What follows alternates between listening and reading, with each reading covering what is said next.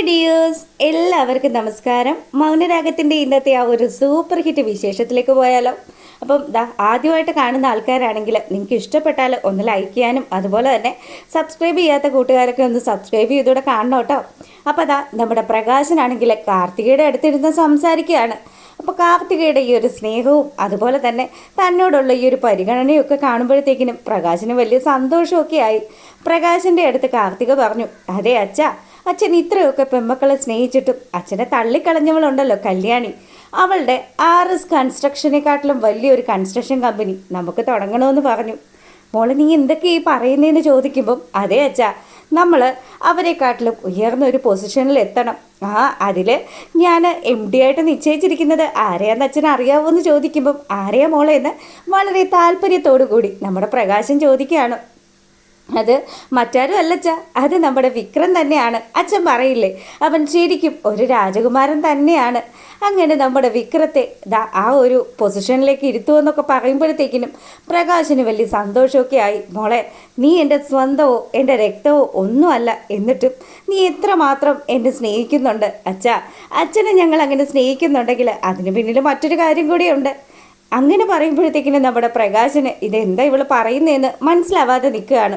പ്രകാശൻ ചോദിക്കുന്നുണ്ട്, എന്താ മോളെ നീ ഉദ്ദേശിക്കുന്നതെന്ന്. അതെ എന്തായാലും അച്ഛനെക്കുറിച്ച് സ്വപ്നങ്ങളൊക്കെ കണ്ട് ഒരാൾ എൻ്റെ വീട്ടിലുണ്ട്. ആ കാര്യം അച്ഛൻ മറന്നു എന്ന് ചോദിക്കുകയാണ്. ഇല്ല മോളെ, മറന്നിട്ടില്ല. അല്ല, മോളുടെ അമ്മയുടെ നാളെന്താണെന്ന് പ്രകാശൻ ചോദിക്കുകയാണ്. അപ്പോൾ നമ്മുടെ പ്രകാശനുമായിട്ട് ചേരുന്ന ഒരു നാള് ഉത്രട്ടാതി തന്നെ അവളങ്ങ് പറയുകയാണ്. എടോ, താൻ എന്താ വിചാരിച്ച് വെച്ചിരിക്കുന്നത്? എൻ്റെ അമ്മയുടെ നാളും തൻ്റെ നാളും തമ്മിൽ ഒരു കാലത്തും ചേരാത്തൊരു നാളുകളായിരുന്നു. എന്തായാലും ഞാൻ ഇപ്പം പറയുന്നത് നിങ്ങൾ തമ്മിൽ ചേരുന്ന ഒരു നാൾ തന്നെയാണ്. വിശാഖ ഉത്രട്ടാതിയും നല്ല പൊരുത്തമാണല്ലോ മോളെ.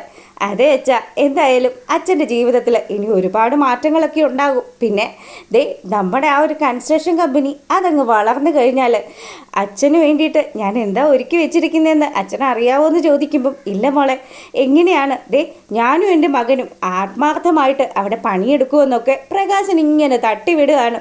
അപ്പോൾ കാർത്തിക പറയുന്നുണ്ട്, അതേടോ, തൻ്റെ ആത്മാർത്ഥത അതാണ് ഇവിടെ കാണേണ്ടത്. 1 രൂപ പോലും തനിക്ക് ശമ്പളം തരാതെ തന്നെ കൊണ്ട് എങ്ങനെ പണിയെടുപ്പിക്കാന്നുള്ളത് ഞാൻ ആലോചിച്ചുകൊണ്ടിരിക്കുകയാണെന്നൊക്കെ ഇവളിങ്ങനെ ആലോചിച്ചുകൊണ്ടേയിരിക്കുകയാണ്. അപ്പോൾ ഈ സമയമാണെങ്കിലോ പ്രകാശം പറഞ്ഞു, അതേ മോളെ, എന്തൊക്കെയാണ് നിൻ്റെ പ്ലാനിങ്ങുകൾ? നമുക്ക് എന്തായാലും ശമ്പളം തരുന്ന കാര്യത്തിൽ അതൊരു പ്രശ്നമുണ്ട്. അച്ഛനിപ്പോൾ എൻ്റെ ചിലവിലാണല്ലോ ജീവിക്കുന്നത്, അതുകൊണ്ട് തന്നെ ശമ്പളമൊന്നും ഉണ്ടാവില്ല. പിന്നെ ലാഭവിഹിതം അത് എത്രയാണോ അതിൻ്റെ പകുതി അച്ഛനുള്ളതാണെന്ന് പറഞ്ഞു. പകുതിയോ? അതെ ഇപ്പം 10 കോടി കിട്ടിക്കഴിഞ്ഞാൽ 5 കോടി അച്ഛന് സ്വന്തമാണെന്നൊക്കെ പറയുമ്പം പ്രകാശനാണെങ്കിൽ ഈശ്വര, ഞാനപ്പോൾ ഇനി കോടീശ്വരനാകും എന്നുള്ള രീതിയിലൊക്കെ ഇങ്ങനെ ആലോചിക്കുകയാണ്. എന്തായാലും ഇന്നൊന്ന് ക്ഷേത്രത്തിൽ പോകണമെന്നൊക്കെ വിചാരിച്ച് ആശാൻ അവിടെ നിന്ന് നേരെ അമ്പലത്തിലേക്ക് പോവാണ്. അവിടെ ചെന്ന പാടെ തന്നെ തിരുമേനിയെ കണ്ടു. എടോ, എങ്ങനെയുണ്ട്? ഇവിടെ വല്ല കൂലിയോ അതുപോലെ തന്നെ എന്തെങ്കിലുമൊക്കെ ഒരു നേട്ടം ഉണ്ടോടോ? അതോ ചുമ്മാ ഇങ്ങനെ ദൈവത്തെ പൂജിച്ചിരുന്നാൽ മതിയോ എന്നൊക്കെ ആ തിരുമേനിയെ കളിയാക്കിക്കൊണ്ട് പ്രകാശൻ ചോദിക്കുകയാണ്. തിരുമേനിയാണെങ്കിലോ, അല്ല, പ്രകാശൻ ഇവിടെ വരുന്നത് വലിയ പതിവൊന്നുമുള്ള കാര്യമല്ലല്ലോ, എന്ത് പറ്റി പ്രകാശാന്ന് ചോദിക്കുമ്പം അതെ, ഇവിടെ വന്ന് ഇവിടുത്തെ ദേവിയെ ഒന്ന് തല കാണിക്കണമെന്ന് വിചാരിച്ചു. ഐശ്വര്യം വരുമ്പം നമ്മൾ നമ്മുടെ സ്വഭാവങ്ങളൊന്നും മാറാൻ പാടില്ലല്ലോ എന്നും പറഞ്ഞ് അതുകൊണ്ട് ദേവിയെ മുഖം കാണിക്കാമെന്ന് വിചാരിച്ച് വന്നതാടൊന്നും പറഞ്ഞ് നമ്മുടെ പ്രകാശൻ അകത്തോട്ട് പോവാൻ തുടങ്ങുകയാണ്. ഈ സമയത്താണെങ്കിലോ തിരുമേനി അവിടെ നിന്ന് ഒരു കാര്യം ആലോചിച്ചു. കാർത്തിക തലേ ദിവസം വന്നിട്ട് തിരുമേനിയോട് ചില കാര്യങ്ങളൊക്കെ ചുമതലപ്പെടുത്തിയിട്ടുണ്ട്. നമ്മുടെ പ്രകാശനിട്ട് 1-2 പണി കൊടുക്കാനുള്ള വഴികളാണ്. അപ്പോൾ കാർത്തികയുടെ അടുത്ത് തിരുമേനി പറഞ്ഞു, എൻ്റെ പൊന്നു മോളെ, ഇതുപോലെ ഒരു ദുഷ്ടനെ ഞങ്ങൾ ഈ ഏരിയയിൽ കണ്ടിട്ടില്ല.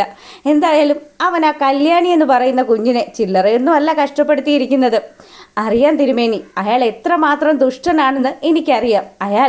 അയാൾ ഇനി അനുഭവിക്കാൻ പോകുന്നതേ ഉള്ളൂ എന്നൊക്കെ പറഞ്ഞിട്ട് കാർത്തിക അവളുടെ മനസ്സിലുള്ള ചില പ്ലാനിങ്ങുകളൊക്കെ പറയുകയാണ്. ഇവിടെ ഇന്ന് 2-3 പെൺകുട്ടികൾ വരും. ആ പെൺകുട്ടികളുടെ നാരീപൂജ നടത്തേണ്ടത് പ്രകാശനാണ്. അത് നിങ്ങൾ വേണം ചെയ്യിപ്പിക്കാനും എന്നും ഒക്കെ പറഞ്ഞു. ആ മഹാഭാവി ഈ ജന്മം കൊണ്ട് ചെയ്ത് തീർത്തത് അത് ഇതിനൊരു പ്രായശ്ചിത്തമൊന്നും ആവില്ല. എന്നാൽ കൂടിയും അയാൾക്ക് കിട്ടാവുന്നത് കിട്ടണം, അയാൾ അനുഭവിക്കണമെന്നൊക്കെ പറഞ്ഞിട്ട് കാർത്തിക ഇങ്ങനെ അവരെ ചുമതലപ്പെടുത്തുമ്പോഴത്തേക്കിനും അല്ല മോൾക്ക് പ്രകാശനും തമ്മിൽ എന്തെങ്കിലും ദേഷ്യമുണ്ടോ എന്ന് ചോദിക്കുമ്പം ദേഷ്യമുണ്ടോയെന്നോ അതൊക്കെ പറയാൻ തിരുമേനി, എല്ലാത്തിനും ഒരു സമയമുണ്ടല്ലോ എന്നും പറഞ്ഞ് നമ്മുടെ കാർത്തിക അവിടെ നിന്ന് പോരുകയാണ്. അപ്പോൾ തിരുമേനിയാണെങ്കിലോ അമ്പലനടയിൽ നമ്മുടെ പ്രകാശിനെ കണ്ടതും ഈ കാര്യങ്ങൾ മുഴുവൻ അങ്ങ് ആലോചിച്ചു. എന്തായാലും പ്രകാശിൻ്റെ കാര്യത്തിന് ഒരു തീരുമാനം ഉണ്ടാക്കണമല്ലോ. അതിനുവേണ്ടി തിരുമേനിയാണെങ്കിൽ പറഞ്ഞു, അതേ പ്രകാശ, നല്ലതുപോലെ ദേവിയെ പ്രാർത്ഥിച്ചോ. ഇപ്പോൾ ഈ വന്നിരിക്കുന്ന ഐശ്വര്യം ഒന്നും നഷ്ടപ്പെട്ടു പോകരുതല്ലോ. അതുകൊണ്ട് തന്നെ ഞങ്ങൾ പറയുന്ന ഒരു കാര്യം അങ്ങ് ചെയ്തോ എന്ന് പറഞ്ഞു. എന്താ തിരുമേനി, എന്താ ചെയ്യേണ്ടതെന്ന് പ്രകാശൻ ചോദിക്കുകയാണ്. അതെ, നാരി പൂജ ചെയ്തു കഴിഞ്ഞാൽ നല്ലതായിരിക്കുമെന്ന് പറഞ്ഞു. നാരി പൂജയോ? അതെന്ത് പൂജയാ? എനിക്കറിയത്തില്ലല്ലോ, ഇങ്ങനെ ഒരു വഴിപാടിനെ കുറിച്ച് ഞാൻ കേട്ടിട്ടില്ലല്ലോ എന്ന് പ്രകാശൻ അവിടെ വെച്ചിങ്ങനെ പറയുകയാണ്. അപ്പം തിരുമേനി പറഞ്ഞു, അതെ, കുട്ടികളുടെ പാദം കഴുകിയിട്ട് അവരെ പാദപൂജ ചെയ്യുന്ന ഒരു ചടങ്ങാണത്. എന്തായാലും പ്രകാശൻ അത് ചെയ്തു കഴിഞ്ഞാൽ പ്രകാശൻ്റെ ജീവിതത്തിൽ വെച്ചടി കയറ്റം ഉണ്ടാകുമെന്നൊക്കെ പറഞ്ഞു. എൻ്റെ പൊന്നു തിരുമേനി, വല്ല പയ്യന്മാരുടെ കാലായിരുന്നെങ്കിൽ ഞാനൊന്ന് കഴുകി കൊടുത്തേനെ. പക്ഷേ ഇത് പെൺപിള്ളേരുടെ കാല് കഴുകണമെന്നൊന്നും പറഞ്ഞാൽ നടക്കുന്ന കാര്യമല്ല. എന്തായാലും തിരുമേനി മറ്റെന്തെങ്കിലും വഴിപാടുണ്ടെങ്കിൽ അത് പറഞ്ഞു തന്നോളൂ എന്ന് പറയാണ്. ഇല്ല, ഇതായിരുന്നു ഇന്നത്തെ ദിവസത്തെ പ്രത്യേകത. എന്തായാലും അത് ചെയ്യാൻ കഴിഞ്ഞാൽ അത്രയും പുണ്യമാണെന്നൊക്കെ പറഞ്ഞ് തിരുമേനി നൈസായിട്ട് അവിടുന്ന് മുങ്ങുകയാണ്. പിന്നീടാണെങ്കിലോ നമ്മുടെ പ്രകാശൻ അവിടെ ആ ഒരു തിരുനടക്കിൽ നിന്നിട്ട്, ദേവി എന്നെ മാത്രം രക്ഷപ്പെടുത്തണേ, എൻ്റെ ശത്രുക്കളെയൊക്കെ നശിപ്പിച്ച് നാരായണക്കല്ലാക്കി തരണേ എന്നൊക്കെ പറഞ്ഞ് ഇയാളിങ്ങനെ മനമുരുകി ദേവിയുടെ മുന്നിൽ നിന്ന് പ്രാർത്ഥിക്കുകയാണ്. ആ സമയത്താണ് അങ്ങോട്ടേക്ക് നമ്മുടെ ദീപ എത്തുന്നത്.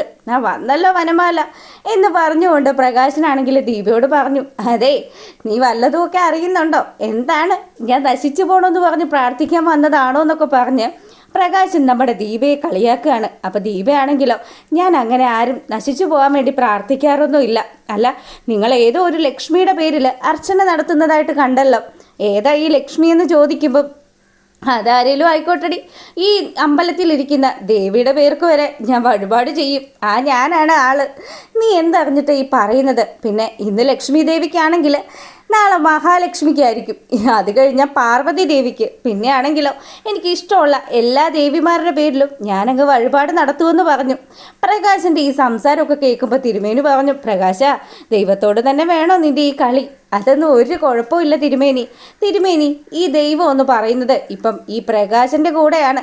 മഹാലക്ഷ്മി ഇപ്പം പ്രകാശൻ്റെ പോക്കറ്റിലാണ് എന്നൊക്കെ പറഞ്ഞ് പ്രകാശം വലിയ വീമ്പിങ്ങനെ അടിച്ചുകൊണ്ടേ ഇരിക്കുകയാണ്. അപ്പം നമ്മുടെ ദീപയാണെങ്കിലോ ഇതൊക്കെ കേട്ടിട്ടും, എനിക്ക് മനസ്സിലായടോ, തൻ്റെ മകൻ, അതായത് എൻ്റെയും കൂടെ ആണല്ലോ വിക്രമാദിത്യൻ, ആ വിക്രം കല്യാണം കഴിക്കാൻ പോകുന്ന പെങ്കൊച്ചിൻ്റെ പേരായിരിക്കുമല്ലേ ലക്ഷ്മി എന്ന്.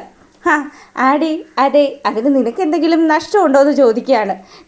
ഞാനും എൻ്റെ മകനും ഒക്കെ ഈ നാട്ടിൽ നല്ല അന്തസ്സായിട്ട് ജീവിക്കും. വഴിയൊക്കെ ഈ നടയിലെ ദേവി കാണിച്ചു തന്നിട്ടുണ്ട്. എൻ്റെ ദേവി, എന്നെയും എൻ്റെ മകനെ മാത്രം രക്ഷിക്കണേന്നും പറഞ്ഞ് ഒരിക്കൽ കൂടി തൊഴുതിറങ്ങി നമ്മുടെ പ്രകാശൻ അവിടെ നിന്ന് പോവുകയാണ്. അപ്പോൾ ഈ സമയത്ത് ദീപ പ്രകാശനെ ഇങ്ങനെ നോക്കുന്നുണ്ട്, എന്തൊരു ദുഷ്ടനാണെന്നുള്ള കാര്യം ആലോചിച്ച്.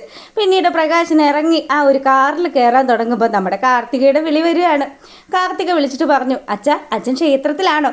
അതേ മോളെ, നിനക്ക് എന്തെങ്കിലും വഴിപാട് കഴിക്കാനുണ്ടോ എന്ന് ചോദിക്കുമ്പം, ഉണ്ടച്ചാ, ഇന്ന് അവിടെ പ്രത്യേക ഒരു പൂജയുണ്ട്, അച്ഛനത് ചെയ്യുമോ എന്ന് ചോദിക്കുന്നതാണ് ഇന്നത്തെ കഥ കേട്ടോ.